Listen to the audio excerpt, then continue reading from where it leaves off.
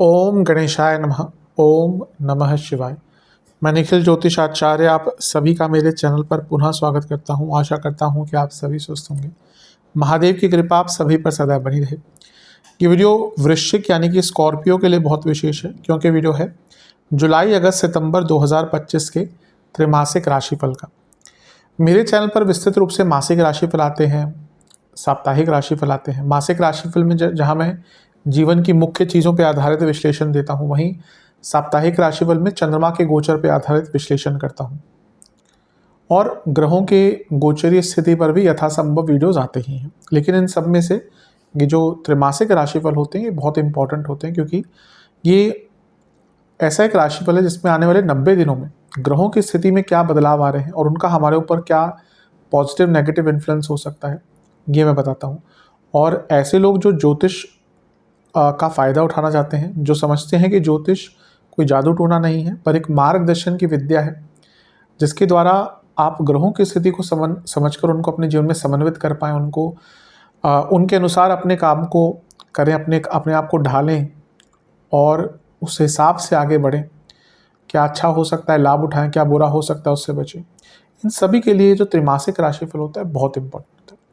और यकीन मानिए जो 3 महीने का कालखंड है इसमें बहुत कुछ हो रहा है। जहाँ जुलाई का महीना ऐसा होगा जब शुक्र पर शनि का इम्पैक्ट होगा, लेकिन शनि खुद वक्री हो जाएंगे और बुध भी वक्री हो जाएंगे जुलाई के महीने में। शुक्र और गुरु की जोड़ी बनेगी जुलाई के अंत में। अगस्त का महीना देखेगा शनि मंगल का समसप्तक योग आमने सामने आएंगे दोनों। सूर्य राहु केतु में फंसेंगे। वहीं बुध थोड़ा मार्गी हो जाएंगे, थोड़ा सा आपको रिलीफ देंगे। और सितंबर के महीने में 2 ग्रहण लग रहे हैं। एक लगेगा आपके 4थे घर में, एक लगेगा आपके 11वें घर में। एक लगेगा चंद्र ग्रहण, एक लगेगा सूर्य ग्रहण। तो इसका बहुत इम्पैक्ट पड़ने वाला है और इन सभी चीज़ों की विवेचना मैं इस त्रैमासिक राशिफल में करूँगा। यदि आपकी लग्न राशि या चंद्र राशि वृश्चिक है, दोनों ही गाइडेंस के लिए राशिफल को देख सकते हैं। जहाँ से ज़्यादा सूट करता है, लेट करता है, वहाँ से देखिए। व्यक्तिगत तौर पे मेरा मानना है लग्न से देखेंगे तो अच्छा, इनकेस नहीं पता है तो चंद्र राशि से भी इसको ऑब्जर्व कर सकते हैं। शुरू करते हैं जुलाई के महीने के साथ। जुलाई का महीना बहुत बदलाव लेके आ रहा है। जून के अंत में शुक्र का गोचर हुआ था। जब मैंने पिछली बार भी त्रैमासिक राशिफल बनाया था, मैंने कहा था कि जुलाई से ही हम शुक्र को कंसीडर करेंगे, क्योंकि महीने के एकदम अंत में था। तो वहीं से शुरू करते हैं। शुक्र सप्तम भाव में आ जाएंगे। पहला तो वो राजयोग बनाएंगे क्योंकि अपनी ही राशि में है, और दूसरा यहाँ पे वो ना केवल राजयोग बना रहे हैं, यहाँ पे एक पंच महापुरुष योग होता है मालव्य नाम का, उसको भी बना रहे हैं। तो ये बहुत अच्छा है। शुक्र का सप्तम में आना विवाह के योग बना देता है। अगर विवाह नहीं हो पा रहा था, वैवाहिक योग नहीं बन रहे थे आपके, तो ये जो 1 महीने का ऑलमोस्ट कालखंड रहेगा ये बहुत अच्छा रहेगा। सप्तम के शुक्र नाम पहचान सब कुछ बनाते हैं। सप्तम के शुक्र शोहरत देते हैं। सप्तम के शुक्र पॉपुलैरिटी देते हैं। तो ये भी बहुत अच्छा है। और क्योंकि वो 12वें घर के स्वामी हैं और 7वें घर के स्वामी हैं, तो पहला तो 7वें घर के स्वामी 7वें घर में आए, ये बिजनेस के लिए बहुत अच्छा है। वो 12वें घर के स्वामी हैं, जो लग्न से 12वां है, सप्तम से छठा है। इंपॉर्टेंट चेंजेस लाने के लिए बिजनेस में, विदेश से पैसा लाने के लिए, विदेश से इन्वेस्टमेंट लाने के लिए, या विदेश में काम को एक्सपेंड करने के लिए अच्छा है। थोड़े खर्चे बढ़ते हुए दिख रहे हैं, लेकिन वो बिजनेस के अच्छे के लिए ही होंगे। मैरिड लाइफ में भी क्योंकि सप्तम के स्वामी है शुक्र, कारक हैं वैवाहिक जीवन के, तो थोड़ा अच्छा प्रभाव देगा। बस ये है कि वो 12वें घर के स्वामी भी हैं, उनका स्वामित्व भी है ना, तो थोड़ी कहासुनी हो सकती है। अब प्रॉब्लम यह है कि शनि भी देख रहे हैं सप्तम भाव को, इसीलिए जब तक शनि वक्री नहीं है तब तक तो कोई बहुत ऐसा उलझन आएगी नहीं, लेकिन जब शनि वक्री होंगे तो थोड़ा सा नेगेटिव इम्पैक्ट आएगा। हम चलेंगे उसके बारे में, आएंगे उस पर। लेकिन अपने आप में जैसा मैंने कहा, सप्तम में शुक्र का आना, बिजनेस हो, पॉपुलैरिटी हो, नेम फेम हो, सबके लिए अच्छा है। शुक्र क्योंकि यहाँ से सप्तमेश होने के नाते लग्न को देख रहे हैं, तो ये फिर से अच्छे विवाह के योग बनाता है। और शुक्र अच्छी स्थिति में है तो घर में पैसा, शोहरत, लग्जरीज, इन सब का भी आगमन दिखाता है। लेकिन 13 तारीख को क्या होगा, शनि वक्री हो जाएंगे। अब शनि का शुक्र पर प्रभाव था ही, दोनों मित्र हैं एक दूसरे के, लेकिन जब शनि वक्री होंगे तो चीज़ें बदलेंगी। जो मैंने कहा ना, मैरिड लाइफ में थोड़ा सा सुधार होना शुरू हो गया होगा शुक्र के गोचर से। जैसे ही 13 तारीख को शनि वक्री होंगे, मैरिड लाइफ में उथल पुथल मच जाएगी। कई झगड़े हो सकते हैं, क्योंकि वक्री ग्रह का प्रभाव सप्तम पर तो था ही, अब सप्तमेश पे भी है और कारक में भी है शुक्र पर। तो 13 जुलाई से मैरिड लाइफ में बहुत प्रॉब्लम्स आएंगी। शनि चतुर्थेश भी हैं, शनि त्रियेश भी हैं। चौथे घर के स्वामी वक्री हो गए, घर में प्रॉब्लम आ सकती है। आपके चौथे घर को ऑलरेडी मंगल केतु देख रहे होंगे और राहु बैठे हैं, ये ऑलरेडी फैमिली लाइफ को डिस्टर्ब रखता है। यहाँ पे घर में और कलह कलेश हो सकते हैं और आपकी माता जी की सेहत के लिए भी अच्छा योग नहीं है। तो ये वक्री शनि चीज़ों को काफ़ी बदल देंगे। यही शनि, वक्री शनि आपके सप्तम दृष्टि से 11वें घर को भी देख रहे हैं। अब अच्छा ये है कि वो तीसरे घर के स्वामी हैं और 11वें घर को देख रहे हैं। कुछ काम बन सकते हैं क्योंकि दोनों ही उपचय भाव हैं, और वो चौथे घर के स्वामी हैं और अपने से दूसरे भाव में बैठकर 11वें घर को देख रहे हैं। प्रॉपर्टी सेल ऑफ करने के लिए भी अच्छा योग है। लेकिन वक्री शनि जब 11वें घर को देखते हैं तो व्यक्ति का अपने इच्छाओं पर नियंत्रण नहीं रखता और उसकी विकृत या वक्र प्रकार की इच्छाएं हो जाती हैं, अनसोशल, अननेचुरल, और उसके कारण भी गड़बड़ हो सकती है। तो ये वक्री शनि का प्रभाव थोड़ा सा नेगेटिव, और क्योंकि वक्री शनि धन और लाभ दोनों को देखेंगे, पैसे के मामले में थोड़ा केयरफुल और पेशेंस दिखानी है आपको। अब ये जो वक्री शनि है पंचम में है और इन पर मंगल की दृष्टि का प्रभाव भी है। वक्री शनि क्रोध और फ्रस्ट्रेशन लाते हैं और मंगल का प्रभाव उसको मल्टीप्लाई करता है। तो अपने एग्रेशन पर बहुत नियंत्रण रखने की आवश्यकता है आपको। अदरवाइज देखा जाए ये ठीक ठाक है। ठीक ठाक है मतलब कि कई चीज़ों में आपको रीथिंक करने का मौका देगा। बड़ा टॉपिक है, मैं अगला मासिक राशि पर लाएंगे इसके बाद। उसके बाद मेरा प्रयास है कि वक्री शनि पर ही एक वीडियो बनाऊं, क्योंकि एक बड़ा टॉपिक है। कई चीज़ों पर प्रभाव आता है वक्री शनि का। इसके बाद सूर्य का गोचर होगा। कब होगा? 16 जुलाई को, और बुध आदित्य योग बन जाएगा। सूर्य आ जाएंगे आपके नवम भाव में, बुध आदित्य योग बनाएंगे। अब ये कर्म धर्माधिपति योग भी बन गया, क्योंकि 10वें घर के स्वामी आपके नवम भाव में, और उनकी युति आपके बुध से हो गई, जो खुद आपके 11वें घर के स्वामी। अच्छा, 10वें से 12वें में 10वें घर का स्वामी, जो 10वें से अष्टम का स्वामी बुध के साथ बैठे हैं, और वो 11वें घर के भी स्वामी हैं। ये बहुत अच्छा योग जॉब चेंज का बन रहा है। अगर आप जॉब चेंज करने के इच्छुक थे तो ये अच्छा टाइम है। नवम में बुध सूर्य बुद्धिमत्ता और भाग्य दोनों का ही वर्धन करता है, और ये स्टूडेंट्स के लिए भी बहुत अच्छा होता है।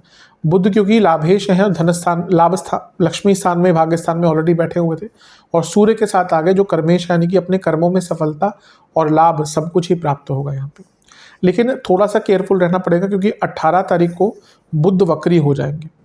इसी कारण से जब बुध वक्री हो जाएंगे तो थोड़ा केयरफुल कई चीज़ों में लेकर रहना पड़ेगा। बॉसेस से दिक्कतें बहुत आ जाएंगी। आप कुछ अचानक से निर्णय ले लेंगे पर्सनल लाइफ में, प्रोफेशनल लाइफ में, उससे भी बचना है। और पैसे को लेकर केयरलेस हो जाएंगे।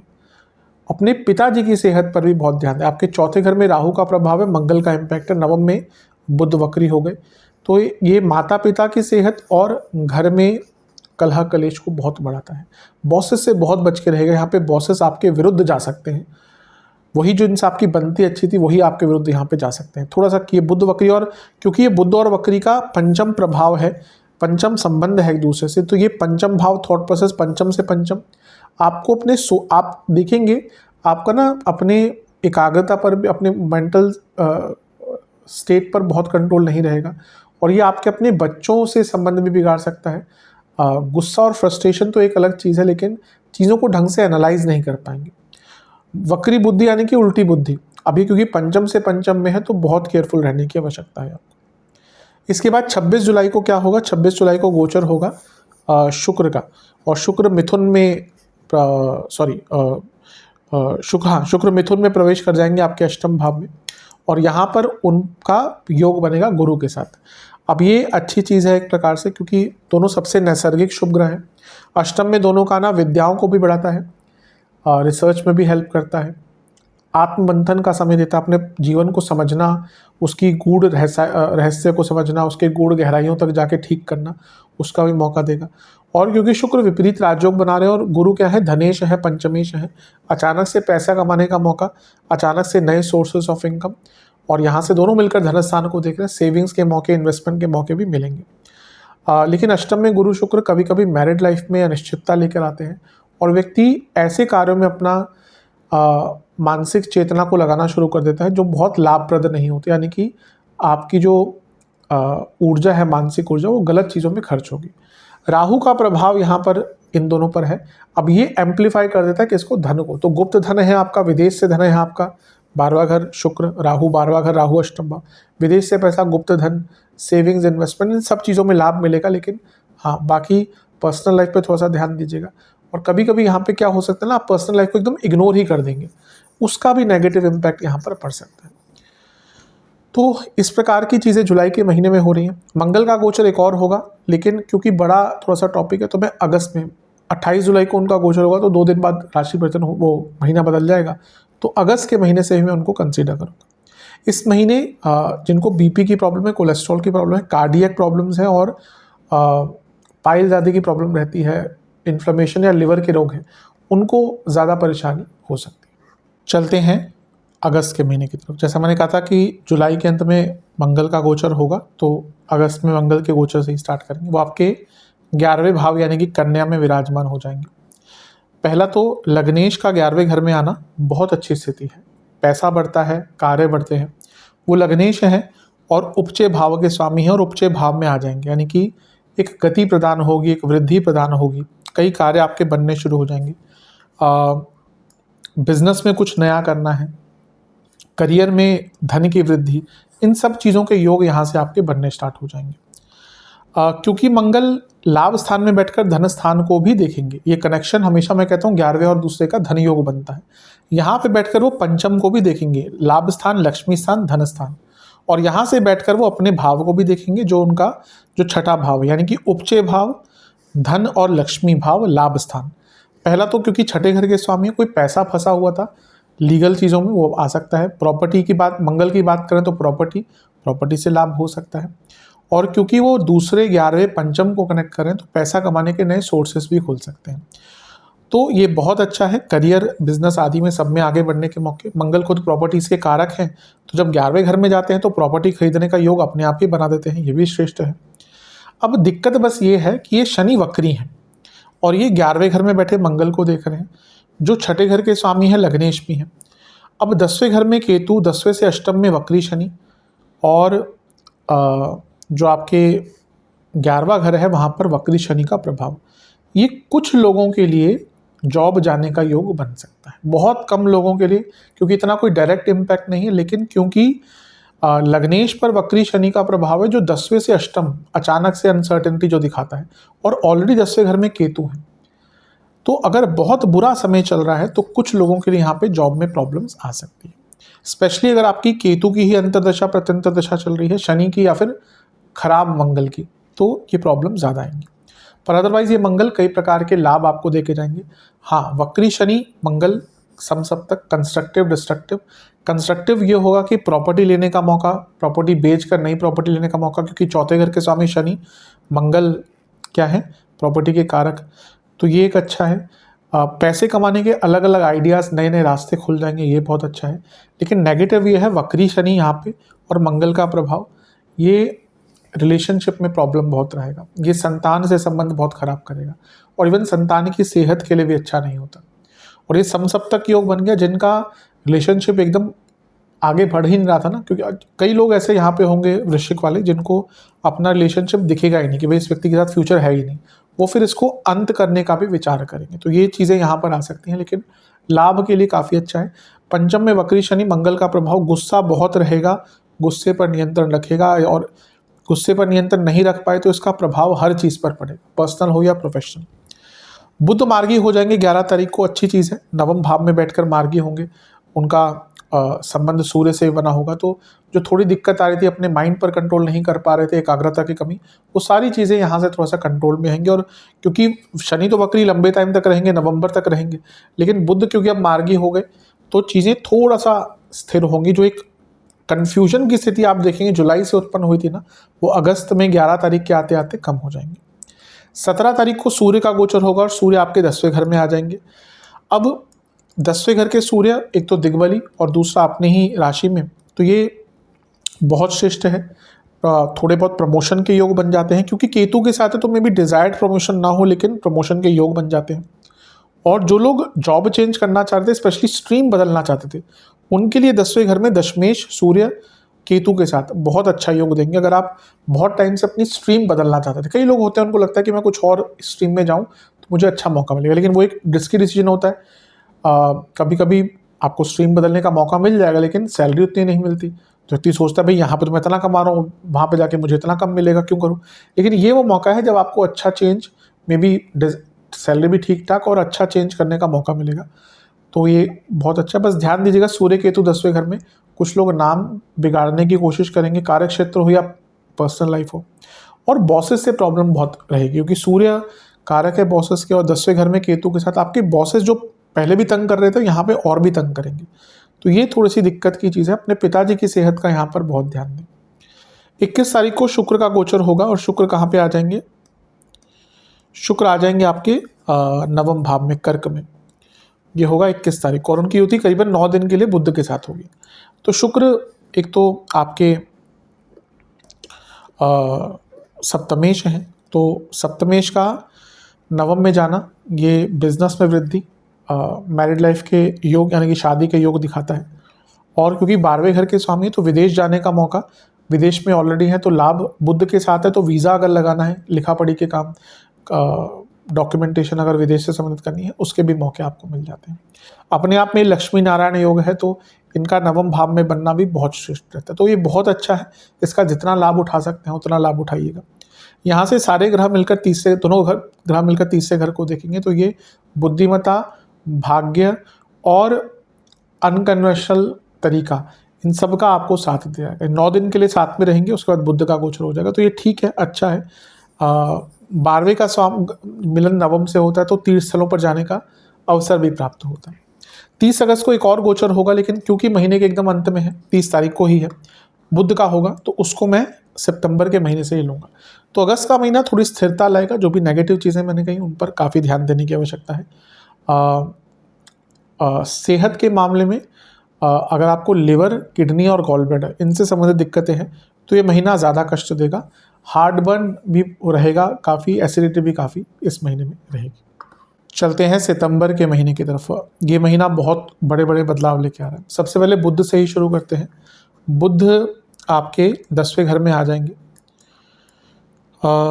ये होगा अगस्त के अंत में हो चुका होगा, तो यहीं से स्टार्ट करते हैं। वो लाभेश हैं, आपके लाभेश हैं और आपके अष्टमेश हैं।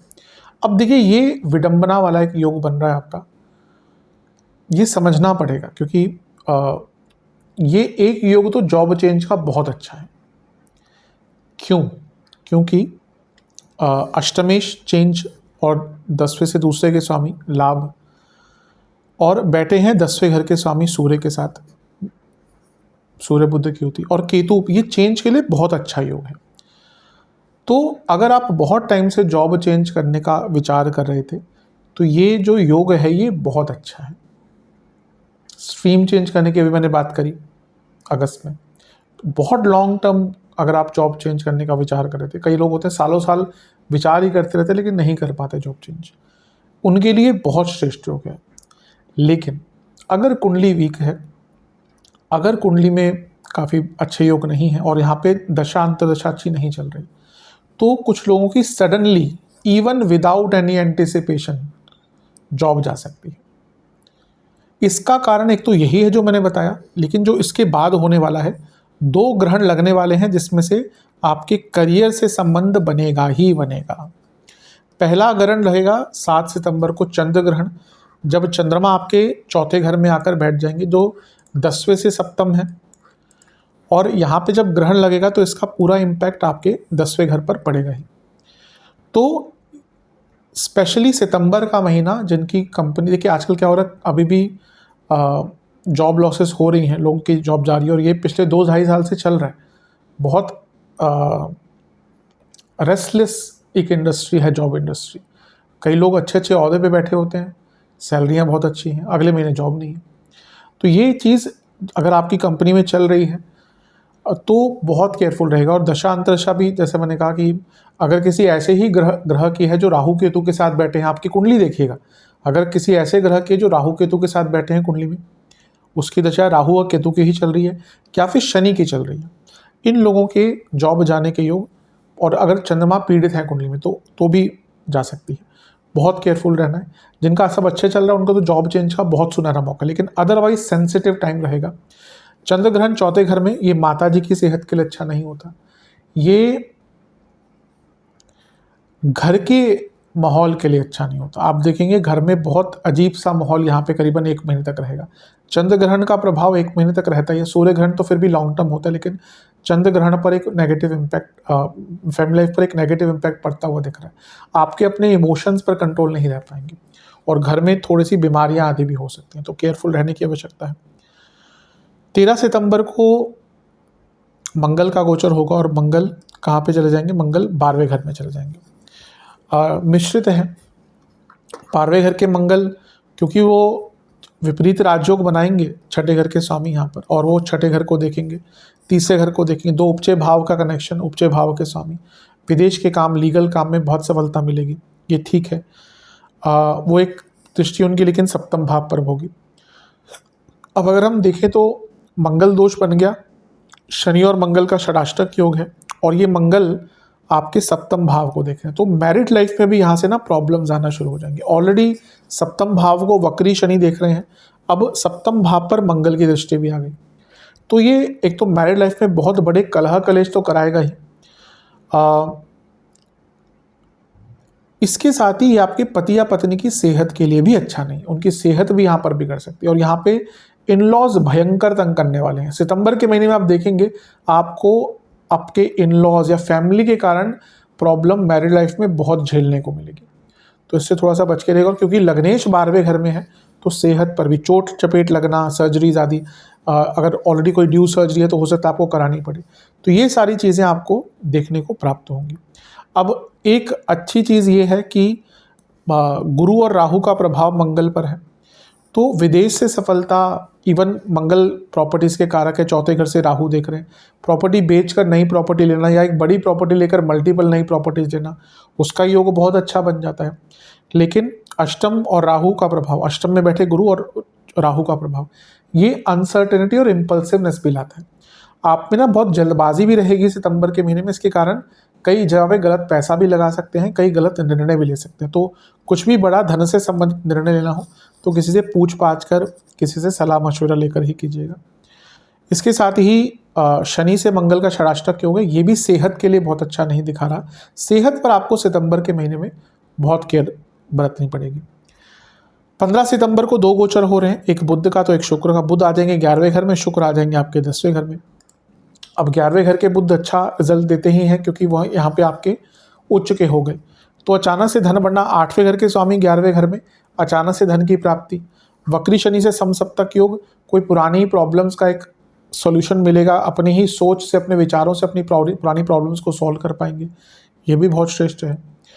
और इनकम बदलने का मौका भी यहाँ पे आपको प्राप्त हो सकता है। वहीं शुक्र 10वें घर के, क्योंकि वो सप्तमेश है, सूर्य के साथ बैठेगी। खैर सूर्य और शुक्र की जोड़ी बहुत लंबे टाइम तक नहीं होगी, लेकिन मध्य भाग में अगर प्रमोशन आदि की बात चलती है तो हो सकता है। और वो 12वें घर के स्वामी हैं, तो ये भी जॉब चेंज का एक अवसर प्राप्त करवाएगा। लेकिन यही चीज़ें आगे चलकर जब ग्रहण लगेगा ना, थोड़ा सा नेगेटिव इम्पैक्ट दे सकती है। मैं आऊँगा क्यों, मैंने कहा कि सितंबर का महीना जॉब जाने के लिए बहुत सेंसिटिव है।